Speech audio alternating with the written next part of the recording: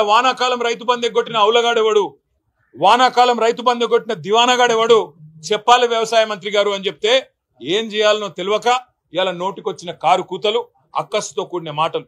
వాస్తవం ఏంది? ఈ రోజు రైతు భరోసా విషయంలో ఈ ప్రభుత్వం చిత్తశుద్ధి లేదు కాబట్టే, మొదలు నిజంగానే చిత్తశుద్ధి ఉంటే, రేవంత్ రెడ్డి చెప్పిన మాటల్లో నిజాయితీ ఉంటే, ఆయన ఏమన్నాడు ఎలక్షన్ ముందు, డిసెంబర్ 3 ముందు తీసుకుంటే ఎకరానికి 5,000, 3 తర్వాత తీసుకుంటే ఎకరానికి 7,500 రూపాయలు నేను ఇస్తా అని చెప్పిండు.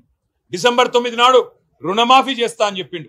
ఇప్పటిదాకా తీసుకొని రైతులుంటే ఉరుక్కుంటూ పోయి తెచ్చుకోండి, రుణమాఫీ నేను చేస్తా అని చెప్పిండు. ఇవాళ రాష్ట్ర రైతాంగం తరపున అడుగుతా ఉన్నాం బీఆర్ఎస్ పార్టీగా, ఏమైనాయి నీ మాటలు? ఉరుక్కుంటూ బొమ్మని చెప్పినావు, రైతులు ఉరుక్కుంటూ పోయినారు, 2 లక్షలు 3 లక్షలు లోన్లు తెచ్చుకున్నారు. తెచ్చుకున్న తర్వాత ఇవాళ వాళ్లకు మోసం చేస్తూ నీ మాయ మాటలతో బుకాయించి ఇవాళ 25% మాత్రమే రుణమాఫీ చేసి 100% అయిందని చెప్పి 550 కోట్ల రూపాయలతోని పత్రికలలో ప్రకటనలు మాత్రం ఇచ్చుకున్నావు. ఈ మాట మేము అడిగే వరకు ఉక్రోషం వచ్చింది ముఖ్యమంత్రి గారికి.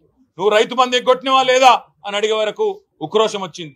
నువ్వు రుణమాఫీ చేయని మాట వాస్తవం కాదా అంటే ఉక్రోషం వచ్చింది.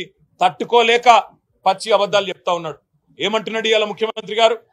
కేసీఆర్ గారు 11 విడతలుగా ఆయన ప్రభుత్వంలో 72,000 కోట్ల రూపాయల రైతు బంధు ఏదైతే డబ్బులు నగదు బదిలీ పథకం, భారతదేశంలోని అతిపెద్ద నగదు బదిలీ పథకం, అది సక్సెస్ఫుల్ గా అమలు చేసిండో దానిని కూడా ఈరోజు బదనాం చేసే ప్రయత్నం ఈ ప్రభుత్వం చేస్తా ఉంది.